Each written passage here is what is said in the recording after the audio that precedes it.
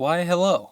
Welcome. I have two fun facts for you today. The first of those is that I am Bradley, and the second of those is that you are listening to Consecrated Media. Hope you are doing well. In today's episode, I, alongside my friend Josiah, who you remember from the first episode of the show, will be talking to Chase Tremaine, a musician and the host of the Jesus Freak Hideout podcast. We'll be going in-depth on the band Idle Threat, who are a hardcore/indie rock group based in Nashville. I will warn you in advance, in case this isn't your thing, Idle Threat does have a lot of screaming in their music. However, it's combined with a lot of beautiful, tender moments of acoustic and indie softness, which we will dive into plenty. Before we get into that, here is this week's news. As for music, we have a lot of new releases. We have new albums from Saba, Lucy Dacus, Selena Gomez and Benny Blanco, and Unknown Mortal Orchestra. We also have new singles from Quadeca, Black Country New Road, Julian Baker, Kali Uchis, Bongo Chico, John Guerra, and Citizens. We also got an EP from Ren Collective, which is a sequel to their Folk! EP from last year. You guys are going to be eating this week, as on Friday, April 4th, just 3 days after the release of this episode, we will be getting new albums from John Guerra, John Mark McMillan, and Black Country New Road, all of which I am very, very eagerly anticipating. My track of the week is going to be For the Cold Country by Black Country New Road. It's a Kate Bush-esque sweeping epic about a night, and a bit more than that has gorgeous vocals and a crazy production shift about halfway through. I am so excited for this album, and I'm guessing you will be hearing more about it from me as time goes on. As for the film and television world, The Chosen, Season 5, is in theaters right now, and it focuses on the last days of Christ. The season finale will be in theaters on April 10th. I have nothing more to say about that at the moment, other than that this show has gotten huge, and it is fascinating and inspiring to see where it has come from. On a similar note, Amazon has greenlit Season 2 of the show House of David, which is really cool. I haven't gotten to check out the episodes that are out right now, but I respect John Irwin a lot as a director, and I love the concept of an epic show covering the life of David, so I'm eager to see more about that. And then to switch it up entirely, we got the trailer for Paul Thomas Anderson's new movie, One Battle After Another, which stars Leonardo DiCaprio, Benicio del Toro, and Regina Hall, and seems like it's going to be about quite a lot, but generally could be summed up as politics and violence. As for film industry news, Sundance Film Festival is going to be moving its base city to Boulder, Colorado, starting in 2027. And then some very important news is that Jen Psaki, or Jen Psauk, I don't know how it's pronounced, the head of Amazon MGM Studios, is reportedly leaving her role to start her own production company, and at the moment they have not named a successor. This is pretty big news, as it could change the outcome of a lot of major franchises, like James Bond, as well as a lot of indie filmmakers who are currently supported by Amazon. And that is about it. There's been a lot of stuff going on behind the scenes this week, both in the entertainment world at large and in consecrated media world. So be sure to stay tuned, and I will see you with Chase and Josiah just after this intro.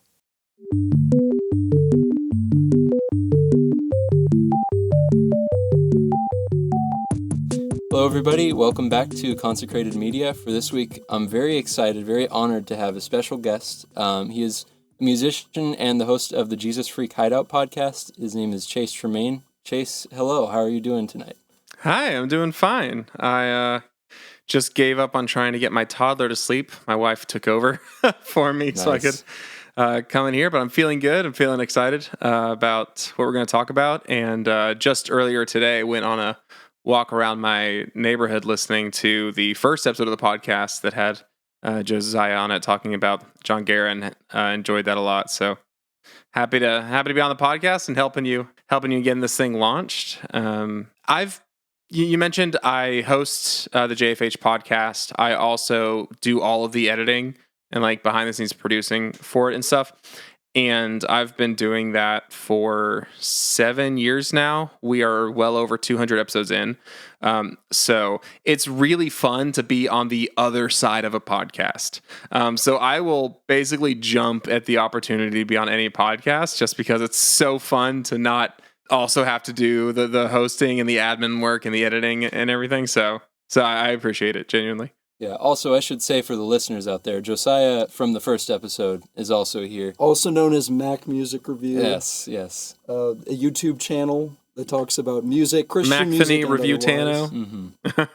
That's right. Oh no, that's not. But yeah, no, Josiah and I go way back through just email exchange. At least once a year, we're talking to each other about like our favorite albums of the year, and it's that funny slingshot where you found me because I host a JFH podcast, but then I started watching your YouTube channel, so become mutual fans and respecters of each other's work.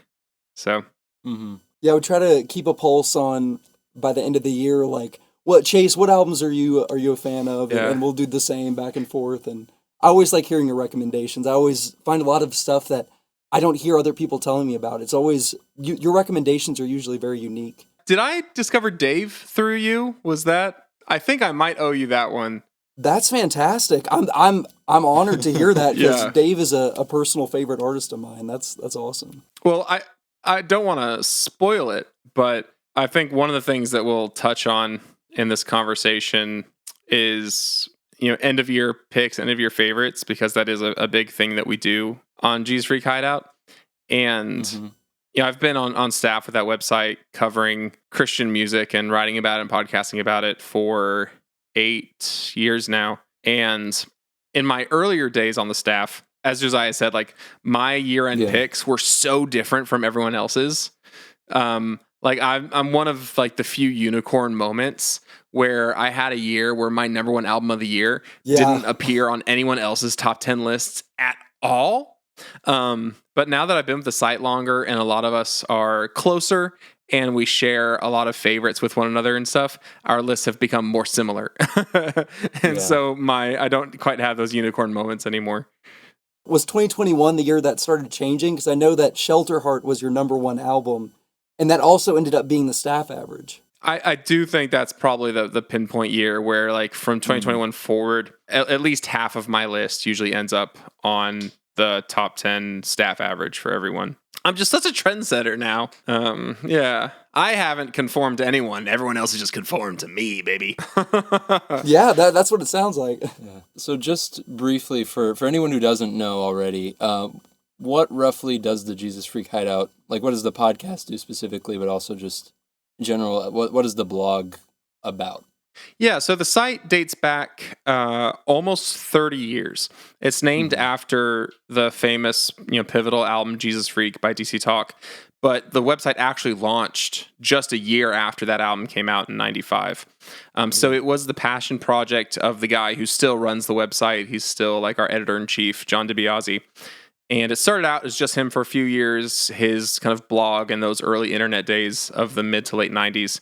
And then moving into the 2000s became more of a, like, we have a staff and we have freelance writers and we have other people pitching in. And it, grew into, a kind of an enterprise of such where it was John's full-time job. And at least a dozen people were on staff at any point, keeping up with reviews. We are a news site partially, and have some other features like release calendar for new music and movie reviews, which contain like a very detailed parental advisory section.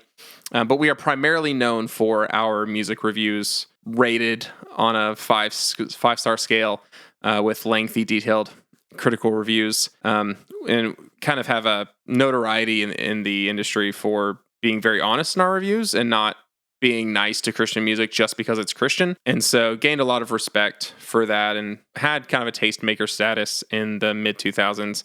And it's become a different game in the streaming era because in this era, for one, people don't need to read reviews before going out to buy CDs anymore. They can basically for free go listen for themselves on release day. And in the streaming era, we don't get advances as often as we used to. We still sometimes get albums months in advance, but sometimes we're hearing them day one, just like everyone else, and then having to sit with it before we can write a review of it. I think we are still important and relevant, just not as much as the site was long before I joined, in the mid 2000s. But I was a reader. I was a fan. I went to JFH all the time to find new music or to get recommendations on whether to buy a CD or not. And yeah, I was able to join as a staff writer writing music reviews, and was tapped about a year later to launch a podcast for the website, which I've been doing ever since. Awesome. So the podcast generally covers topics related to Christian music or the entertainment industry at large, but we also bring on a lot of artists, big and small, for interviews and topical conversations, which some of the biggest artists we've had on include Crowder, Rebecca St. James, Stephen Curtis Chapman. So some heavy hitters, newsboys, but then a lot of small artists such as Idle Threat, whom we'll be talking about very soon. Very cool. Yeah, it's been a very just an amazing resource for me for a few years now to find music that otherwise wouldn't be covered anywhere else, and specifically the podcast is really useful for like just the music nerds who are like, the music is one thing, and then learning about the process and the artists themselves is just, it's really cool. So I personally am a big fan of what you do because of that, and that's been a huge inspiration for the mission behind this podcast too. So thank you. Yeah, I was gonna say that I think the interviews adds a very intimate kind of connection with the listener and the artist and the musician. And I will be more interested in checking something out. I may have not heard any of the music, and I'll listen to the JFH podcast, and I'll say, this guy sounds really interesting. Mm-hmm. Like John Van Dusen. I wasn't that interested in the music initially, but then you listen to him talk and you hear all this stuff and the story behind the album, and it just makes you more interested in kind of, you have this extra connection to the music or to the artist. Yeah. I think that's really, really cool and really unique. I love that. Yeah, John Van Dusen's been on twice for two of my favorite interviews we've done. Yeah. And the first time we had him on, I joked with him that I hated his album. But in reality, like, I didn't love it. Yeah. And in part, thanks to that interview, it has now become one of my favorite albums of the past few years, which is really cool and also kind of a rare thing for most people to even spend enough time with an album or to give an album enough consideration to be able to fall in love with it on that level. I not to jump the gun at all, but I have 5 albums that I would say are all-timers that have released in the 2020s. And, you know, I'm in my 30s now. Just statistically, like, finding new music and falling in love with new music is rare, and for most people becomes less frequent as you get older and older. You know, I think most people find a lot of their favorite artists and favorite albums in their teens. So to still be finding some of those for me is really amazing. Yeah. But a lot of them I didn't like at first or didn't love at first. So 2 of them are Japanese, but 3 of them are Christian albums.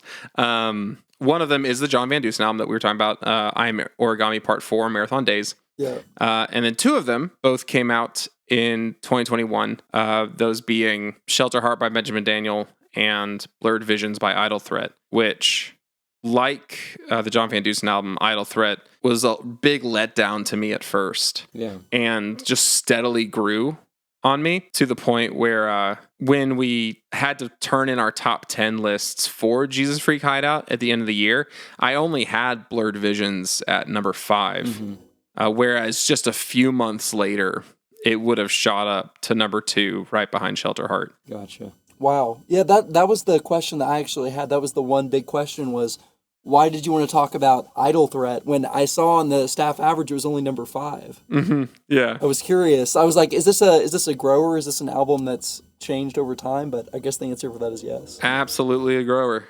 Yeah, I guess we should just get into Idle Threat then. So they've had a bit of an evolution as a band, I would say. Mm-hmm. They don't have many releases yet, but their first EP is very much more on the hardcore screamo side than what they would do. Yeah, I think they had a different member back then. Okay, that makes sense. I didn't know them back in those days. Fun fact that I do know, they have a first EP that has been like scrubbed from the internet. Okay. that they are like completely embarrassed of. And then they have like the, you know, public first EP that's still streaming that I don't care for very much. Yeah. I think they had a different screamer back then, and you can just tell like they were like rough around the edges and figuring that out. Yeah. But that was also a long time ago, 2016 or something. Yeah, 2016. And yeah, so Idle Threat is a band that they've really been around the block. You can kind of see on that EP why there was enough potential for them to get the attention of a label. They got signed to Tooth and Nail, the home of so many just historic and amazing Christian rock acts. Some of my favorite albums of all time, like The Everglow by May, came out on Tooth and Nail. And so that's their home now. They released an EP that was also very solid. And I believe you probably heard the jump in quality, both audio-wise and songwriting-wise, into that. Yeah. I mean, they've been... They're just a really tight band. Like from the first EP, they're very tight, but there's definitely a leap in terms of like how they integrate the soft indie rock sections with the hardcore. Yes, and just the actual sound quality, like you said. I love the EP too. The Nothing Is Broken for Good. Mm-hmm. Like I love the album, but I think the EP might be my favorite thing they've released. Oh, really? Yeah, I'm in the same boat. I was really impressed with the quality of the EP. Nothing Is Broken for Good. I love exactly what you said, how they mix the indie rock with the hardcore sound. Mm-hmm. And then also just how well it flows and how tight it is conceptually. I feel the same mood throughout the whole track list, and it feels like it moves very intentionally, especially by the time you get to the end. And it really did not have a weak moment. And the brevity of the project also probably helped with that. But I think those are the strongest songs the band has ever made. Or at least those are my personal favorites, are the ones on that EP. So I will say, and maybe, this doesn't have to be true for y'all, but I had an immediate love for the EP when it came out that was the main reason why, a year and a half later, I was actually quite disappointed with the release of Blurred Visions. It really was, I ended up writing a 4.5-star review of Blurred Visions. Yeah. So the album came out October 2021. The review was published April 2022. So a solid 6 months, half year later is when I was finally able to put the words of I love this album. Wow. And I definitely wouldn't have reviewed it that highly. It might have been a 3.5 or a generous 4-star review if I had written it earlier than that. Yeah. So it really is definitionally a grower. I think they as a band were past the point of pure immediacy. They had been playing together for so long that they were able to make a more dense and layered album that really kind of plays with the bounds of post-hardcore and screamo and all that without ever feeling beholden to put a breakdown into a song or to needlessly insert heaviness into a song that doesn't need it. Yeah. So the debut has some super soft songs that just start soft and stay soft, and then others that evolve into surprising levels of heaviness. And yeah, I think at first, and I'd be interested to hear y'all's thoughts on this, I really disliked the production. It all felt like it had a pillow on top of it, and it was all hampered, and it almost felt like indie band production being placed on a post-hardcore band in a way that didn't fit. But I've come to appreciate it a lot as more of a feature and less as a detraction, as a stylistic choice that kind of gives their take on heaviness a different color and different flavor. Yeah, I would agree with that. It's also, this is our first dive into hardcore on this podcast at all. Mm-hmm. So that was part of why Idle Thread appealed to me, because it's for listeners who wouldn't normally gravitate towards hardcore, they still have that soft sound. They could still be categorized as indie rock. Yeah. For sure. So I think that it can definitely be a selling point for a lot of people. And I would say I really like that about their sound. But if you're approaching this from a hardcore fan perspective, then it would probably be less. That I could see where you're coming from there. And then if you come at it from an indie rock perspective, then that would probably be something that's immediately appeals to you, as opposed to bands like Thrice or yeah, Thrice is actually my favorite band of all time. I know. But there is to a lot of heavy bands, especially the past 5-10 years, a certain level of polish and in your face production. Yeah, that for me can work, but often pushes against the strengths of the genre. When you get as polished as the new A Day to Remember album or most metalcore albums, it sounds so robotic, and it can be effective if what you're wanting is something that's punching you in the face while you're at the gym. Yeah. But if you want something that really feels like it's like friends playing together in a room, that can be kind of hard to come across in the modern heavy industry, I guess. But this one really feels human and has that human kind of imperfect touch to it. Yeah. And I think the kind of muted production that, again, kind of feels like there's a softness put on the way the screams are produced and on the way the drums are produced, help the heavy songs feel at home next to the soft songs. Which, to your point, like if someone's listening to this who doesn't like screaming at all, this could be the exception of an album because of the way it's produced and how tastefully it's in there. Yeah, definitely. But there's also songs like Simon and Beige where it's not heavy at all. There's no screaming at all. And, fans could totally check those out. My 2 favorite songs on the album, the ones with no screaming.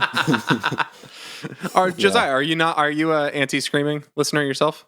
I don't listen to a lot of metal. I really enjoyed the newest Fall Star record. Interesting. Not the demo tapes, but Sacred Mirrors and something. I love that album. That's the first metal album or hardcore album that was featured on any of my top 10 lists. Interesting. So that tells you where I'm coming from in this review of listening to this band and not being super familiar with hardcore or metal acts. I really don't have a lot of experience in that field of listening. I would put myself in the same category. I wouldn't say I dislike screaming, but I'm more... it's not something I gravitate towards as regularly. Like, my preferences would be more on the emo side, probably. But this is beautiful, though. I love the Idle Threats music. And I would say, I think my favorite song by them, it was from the EP, Ungrateful. That's my favorite song they've ever made as well. That song, it would be a great starting point for people who are interested in checking out the band, because I think so, yeah. It merges the indie rock, like that soft, not lo-fi, but like you were saying, like that pillowy production almost, with the screams so well, and the lyrical content of it too. Just, I don't want to die ungrateful. Like that hit me really hard. It's got everything. It's got gang vocals and singing and screaming and John Piper references. Exactly. It's got everything. That's all you need. That's all you want. Yeah, that's all you need. Yeah, no, that's a really beautiful song. And then, like you were saying, Simon and Beige also, I think if you're not interested in the screaming so much, but you still want to see what we're talking about, like, those are 2 songs that are really doctrinally rich, emotionally honest songs. They're also beautiful indie songs, and they could be a gateway to something you wouldn't normally listen to. So it's definitely, like, those are a good starting point, I would say. Yeah, Beige is a really rich, just reflection on settling for less in life. And then Simon is written from Simon Peter's perspective of, like, grappling with having betrayed Jesus right before he went to the cross. Yeah, it's very good reflective music for a Christian. Fun fact, you bring up Ungrateful. I've seen them play that a few times live. They are quickly becoming one of the bands or artists I've seen most times in my life. Nice. I think my wife and I are up to 6 times. And it's about to move up to. We've got tickets in May to see them open for My Epic. It's awesome. And then I and Idle Threat are both playing the Audio Feed Fest this summer over July 4th weekend in Illinois. So super stoked for that. A lot of awesome bands are playing that. John Van Dusen, Sower, Taylor Leonhardt, Gilead Taylor. So really, really excited for that opportunity. It's really cool. But from the EP, a few songs I've seen them play multiple times are Cement and Ungrateful. And then Cement is another favorite. Yeah, that's of a mine. big fan That favorite. song felt very powerful, and just musically, like sonically, it just gets you. Like it gets under your skin in a way that's really kind of satisfying and fun. Yeah, it's really cool. And then from the album, I've almost seen everything live. Just the most recent time we saw them, they pulled out Beige, which my wife and I have been dying to see. So I think it's possible I have seen these songs, but Playing Dead and Arrogant Love are the only 2 songs that I'm not sure whether I've seen them live or not. Yeah. But like the opener and the closer of the album get played every single concert. And then I got to see them play Simon once when they played at a local cafe here in Smyrna, Tennessee. It was the first time we had had a chance to see them live. It was pretty soon, like within a few months of when the album came out. And my wife and I had just moved to Smyrna like a few days earlier, and then saw that they were playing at this cafe in Smyrna. It was just about 30 minutes outside of Nashville. And like, oh man, we got to go see them. This is amazing. We go there and get to like meet the guys and hang out and see the show. Yeah. People packed into this tiny cafe, and like the members like traded instruments around when they played Simon, which was really cool. But found out that the singer bassist lives just like down the street from us. Oh, wow. Yeah, I knew they were based in Nashville, but I wasn't sure. That's very cool. Yeah. Yeah. Would you say that seeing them live made you appreciate the album more? Oh, certainly. Yeah, the songs are really, really well executed live. They're an amazing live band. They're also a really like fluid and flexible live band because they have two like unofficial members who can't play all of their shows with them. And so at any given show, you might be seeing them as a 3-piece, 4-piece, or 5-piece. Probably most frequently as a 4-piece with one of the two floating members. And just like their ability to kind of change how they play each song based on how many members they have is technically impressive, especially for the guitarist and screamer, Ernie, for him to just know like which version of a song he's playing based on who else is playing guitar. Because the two floating members are both guitarists. Yeah. So it's like, are you going to get to hear this song's like super filled out and heavy with two extra guitarists, or are you just going to have the one? So that in itself is just like a mental gymnastics that I would not be prepared for. But again, just like points to like how tight they are, how professional they are, and they really pull their songs off really well live. So definitely worth seeing if anyone ever gets a chance. Yeah, I wanted to say I'm not a huge fan of metal, but when you see a metal show live, I've seen exactly one at this tiny Christian record store. Yeah, and the musicianship is unbelievable. The technical talent it takes to play that type of music is jaw-dropping.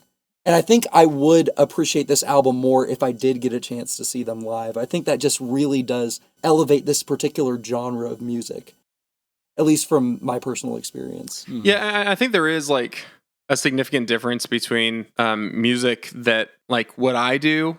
You know, it's like I'm writing stuff by myself and kind of coming up with the parts one at a time and building songs on a computer, or like going around switching instruments between playing like drums or bass or guitar or whatever. And then there's a lot of bands who also function like that, who like don't live in the same state, and they're writing their songs over the internet and they're passing ideas and project files back and forth between each other. And like that's not a bad way to make music, but I think you can really tell when the band is like hashing stuff out in a garage and like making these songs together as a live unit, and then like how well those songs transfer to the live setting. Yeah. Like so smoothly and naturally. You can really tell that they have that like real band magic that a lot of artists lack, either because their music is made in the distant, internet fashion, or, there's a lot of bands that like the front man is actually doing all the songwriting, and then, the other members just fill out their parts. And this is like not a band like that. Yeah, it's very just vivid music. Like it's they have energy for sure. It's just like a song like Damage Control. Yeah. When I first heard that, I was like, that would kill live. It's just it does. I've only seen that one live once. When I saw them play Furnace Fest, which Furnace Fest is a lot of heavier bands, not exclusively, but it's mostly hardcore bands. Mm-hmm. So they sensibly like pulled out their heaviest song to play that, and got to do it on a massive stage, and it was amazing. Yeah. But Damage Control is funny for me because I have a new song I'm working on for. I'm wrapping up my 4th album right now. It's my first time self-producing an album. Mm-hmm. All right. So putting in a lot of work right here where you see it, where I'm sitting right now. And I have a song on the album that flat out rips off Damage Control. Nice. Just like not even hiding it. Just like the kind of breakdown they do.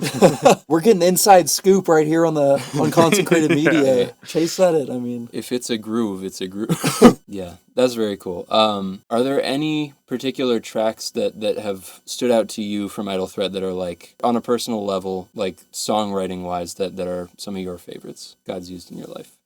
Oh yeah, one we haven't brought up yet that I would love to spend a second on is The Gold Grows Dim. Mm-hmm. Yeah. That song was released as a single, which is another one of those things. Like, it's still my favorite song on the album, So it's always kind of disappointing to hear a full album and be like, well, I heard my favorite already. Like nothing else is as good. Yeah. But I'm past that because I've come to love every song on the album. But The Gold Grows Dim still shines for me as this really surprising and I think, like you said, vibrant song that has a very, very poignant metaphor at its basis.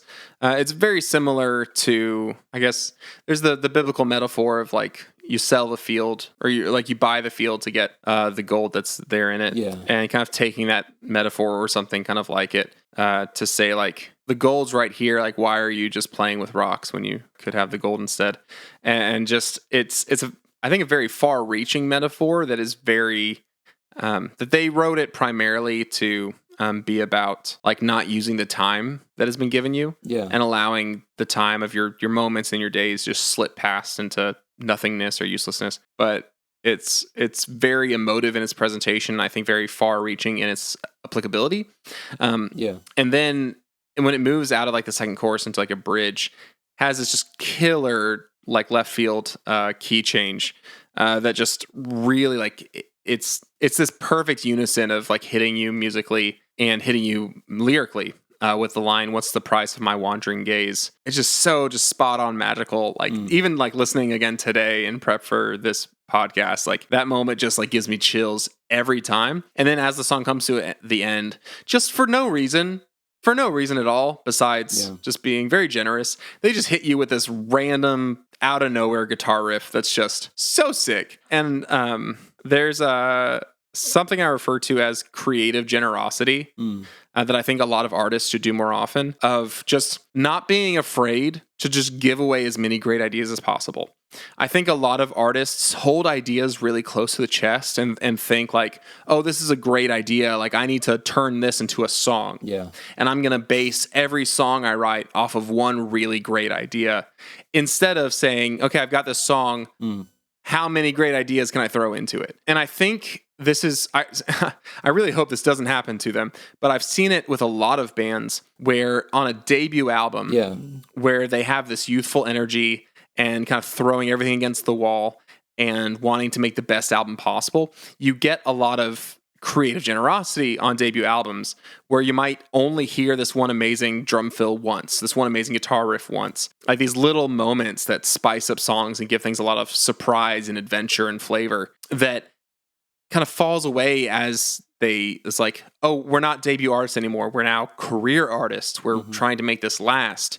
So now we're not throwing ideas away like that. You know, if we have a good idea, we need to like keep it sacred, and it ends up making songs more predictable, like less interesting as you move into like sophomore and third and fourth albums. And so I think they have that creative generosity on this album. I think because they've had so many years of prior experience, even though it's not all on streaming and stuff, they have the time to keep working on their discography in a way that's like consistent with what they have made so far. Also, do you know whether they are working on anything new at all? I had the same question. I was wondering because it's been 4 years, about 4 years now. Yeah. So to my understanding, the second album is done. Okay. They were going to have it produced with the guitarist from Norma Jean. I think for travel reasons, they ended up working with a producer here in Nashville that I think is from the band Haste the Day, if I remember correctly. But nevertheless, they spent a large portion of last year in a studio here in town making the sophomore album. So I think it's done. Okay. I'm pretty sure we're just waiting on Tooth and Nail to start the rollout process, which they can be slow. My Epic had a finished album for years that took Tooth and Nail just a really long time for them to say, all right, now we're going to start rolling it out. So my hope is that by the time this podcast episode comes out, that we'll be right around the corner from, the album being announced and first single coming out. It should 100% be a 2025 album, and I'm incredibly stoked for it. That's great to hear then, because fantastic timing for us. That worked out really well. Yeah. I'll move on to my last question then, I guess. I ask everyone who comes on the podcast, just because this is ultimately about faith. As Christians, all the art we make should be done in submission to Christ, So I ask everyone here, what does Jesus mean to you? And I guess I'll just let you answer that. Yeah. You sent me the questions ahead of time, and I think there's a textbook answer to this question. Of course, especially if we treat the Bible as a textbook, which we shouldn't. But I would say what Jesus means to me is beauty. Yeah. I think everything we've talked about and basically everything that I've spent my life doing has in some way or another been about seeking beauty or admiring beauty. What we love about this Idle Thread album, or the John Guerra album, or anything else that we admire in art, is it's ultimately it's beauty. Yeah. Our favorite movies are beautiful to us. Our favorite books are beautiful to us. Before I met my wife, I spent a huge, vast portion of my time and thoughts, for chasing after like beautiful women and seeking a beautiful woman that could be my wife. Like that was consuming to me. But ultimately, the things that are truly beautiful about each human being, about each great work of art, has its ultimate source in Christ, the source of all beauty, and through whom all things were created. And I think about Psalm 27 verse 4. Mm-hmm. It's talking about the Lord, which is in all caps. It's the Tetragrammaton. We in English would say that as Yahweh, but the New Testament writers, even though they were writing in a different language, very intentionally referred to Jesus as Lord, as the Greek translation of the Hebrew word for Yahweh, because they recognized who Jesus is and who Jesus was, was ultimately the revelation of who we've known as the Lord in the Old Testament. So here in verse 4, it says, "One thing I asked of the Lord that I will seek after, that I may dwell in the house of the Lord all the days of my life, to gaze upon the beauty of the Lord